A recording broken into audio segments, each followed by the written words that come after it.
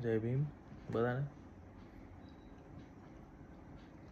હું વ્યક્તિગત રીતે જોઉં તો ખાસ તौर પર હું કોઈને પૈસાની રીતે મદદ કરવામાં નથી માનતો, અને એનું કારણ છે કે પૈસા એકચ્યુઅલી એવી વસ્તુ છે કે જેને પૈસા હેન્ડલ કરતા ના આવડે એને તમે ગમે તેટલા રૂપિયા આપી દો, એ કોઈ દિવસે એને સાચવી નહીં શકે.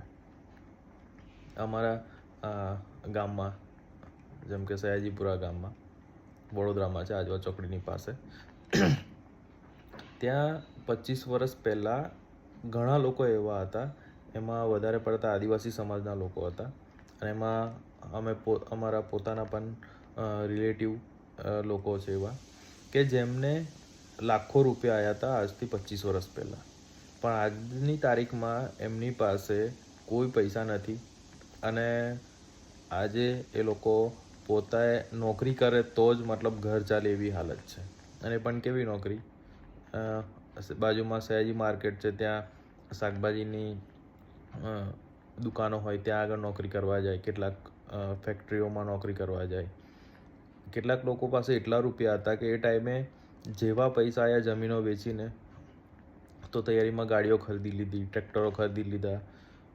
પણ ખરીદ તો લીધું, પણ એ લોકોને એ નહોતી ખબર કે આ બધી વસ્તુ છે એનો ભાવ દિવસે દિવસે ગગડતો જશે.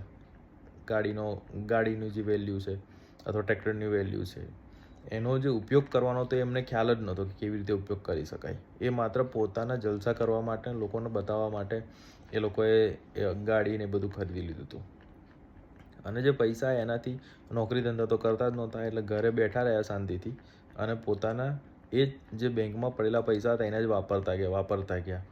દરરોજ અલગ અલગ ટાઈપનું ખાવાનું, બહાર ફરવા જવાનું, કપડાં પહેરવાના, એમાં જ બધા પૈસા લૂંટાઈ દીધા. અને આજથી 20 વર્ષ પહેલાં માની લો 10 લાખ પણ આવ્યા હોય તો પણ આજથી 20 પહેલાં એ 10 લાખની વેલ્યુ ગણવા જઈએ તો આજની તારીખમાં લગભગ 75-80 લાખ જેવી થાય, કદાચ એના કરતાં પણ વધારે થાય. અને જો આજની તારીખમાં કોઈની પાસે 75-80 લાખ રૂપિયા હોય તો એ વ્યક્તિ શું ના કરી શકે? જો પ્રોપર ખાલી બેંકમાં એફડી કરીને મૂકી દે અને સાથે એનું પોતાની નોકરી પણ ચાલુ રાખે તો એ ભાઈને આવતા બીજા 10 વર્ષ પછી એ પૈસાની વેલ્યુ કેટલી બધી વધી જાય. પણ વસ્તુ એ જ છે કે તમારી પાસે પૈસા કેટલા છે એ ઇમ્પોર્ટન્ટ નથી.